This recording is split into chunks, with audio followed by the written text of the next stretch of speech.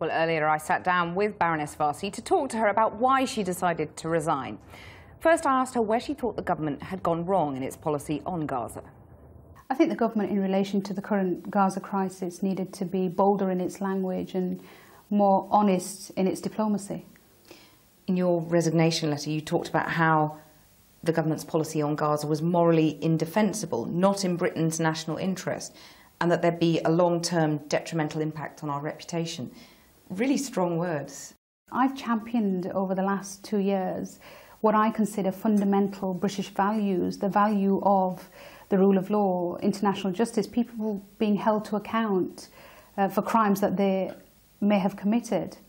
And I just sense that the position that we're taking in relation to the Gaza crisis, where we talk about accountability in the one breath, and yet less than 2 weeks ago we abstained on a Human Rights Council resolution which talked about accountability and about having an independent inquiry into alleged war crimes.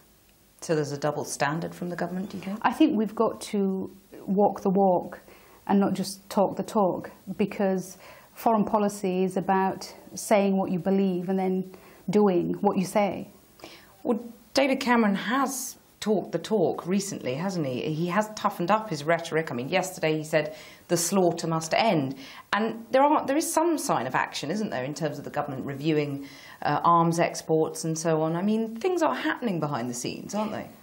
I think for me it's morally indefensible where after 4 weeks of a conflict, more than a quarter of the Gazan population displaced, nearly 2,000 people killed, nearly 400 innocent children killed, we still cannot find the words to say we condemn this and that we feel that this action has been disproportionate. These issues are far too serious for us to have been mealy-mouthed and for us to be dragging our heels. Why has the government been mealy-mouthed then, in your view? I think there is a sincerely held view in government that the best way to resolve this matter is to try and be as accommodating as possible to the Israeli government, to try and through that seek influence with them and through that to try and move them to a more positive decision. I'm not sure that policy is working. Well, George Osborne said today that your resignation was frankly unnecessary and that the fruits of that quiet diplomacy were being seen today, a temporary ceasefire that he hopes will be permanent. Well, George is a very good friend of the Israeli government, and therefore he, more than anybody else, should have been saying, quite frankly, to the Israeli government that what you are doing is not in your interest, that this is probably the single act of self-harm, that the biggest single act of self-harm that the Israeli government have done over the last few years. And what he should have been saying to the Israeli government is that it is unnecessary for you to kill innocent civilians. It is unnecessary for you to displace a quarter of the Gazan population. It is unnecessary for you to flatten schools, hospitals, and power supplies and water supplies to achieve your ends. And had George done that, then I agree with him, it would not have been necessary for me to resign. We've talked about what the government needs to say on Israel, in your view. What about what it needs to do? I mean, some of your colleagues have been calling for arms embargoes, for sanctions. Where do you stand on that? I think it is wrong for a country to allow arms to be supplied into a potential war zone. It seems odd that we have a policy at the moment where on the one hand we allow arms to be supplied and on the other hand we're spending taxpayers' money on patching up the people who may have been injured from the use of those arms. And therefore we've got to be bold in taking this decision to say that until those who have been alleged to have committed war crimes over the last few weeks are brought to justice, then we must stop selling arms to Israel. You talked in your resignation letter about early evidence from the Home Office suggesting that the government's response to the crisis in Gaza would radicalise Muslims. What were you referring to there? There was a time when the biggest issue that people were talking about was Syria. It then became ISIS. It then became various other issues. But systematically, for the last 4 weeks, the only thing that people are talking about, and this is not just young Muslims, this is young people and communities across the board, is the issue of Gaza. And there is no doubt that that is, therefore, a potential for radicalisation for young people. And as Minister for Faith and Communities, I specifically had this brief which straddled the Foreign Office and a domestic department, because I fundamentally believe that the way in which we conduct ourselves domestically does impact upon our reputation internationally, and the way we behave internationally does have blowback for us domestically, and that is something that we need to be uniquely aware of, and that is why it's important that we live by our principles and that we see through what we say we believe in. It's a pretty dramatic claim, though, isn't it, that, you know, government policy on Gaza could end up with more British Muslims, for example, going off and fighting overseas. It's not a claim that I make. It's evidence which is there in black and white from the work that the Home Office is doing. Circulated internally within the government.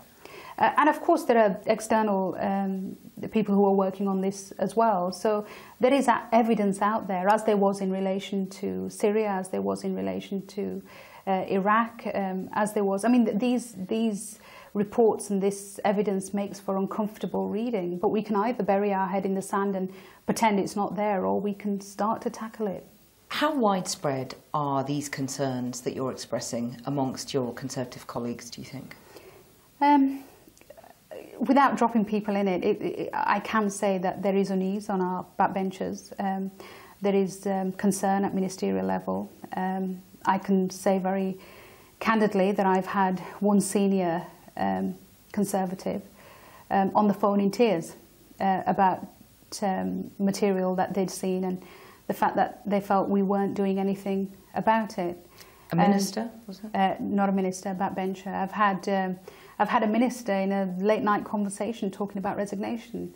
You know, there is real concern amongst Conservatives on this issue, and I hope that this move by me, this has been an incredibly difficult decision, personal decision for me, Cathy, but I hope if there is some good that comes out of it, it is that people who feel the same way as I do are now prepared to raise those voices within government, and also are taken seriously. Was there a particular moment within the last 4 weeks where you thought, right, okay, that's it, I have to go?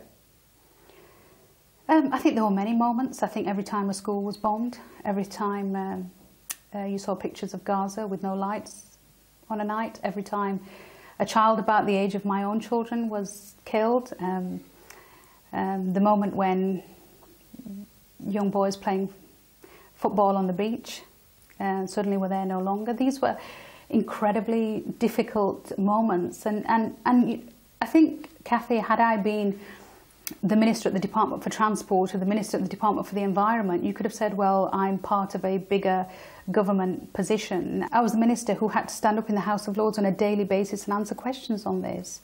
I therefore had a responsibility, and I therefore felt that to take that responsibility to its natural conclusion, when I felt that I couldn't change a government policy that I disagreed with, I had to step down.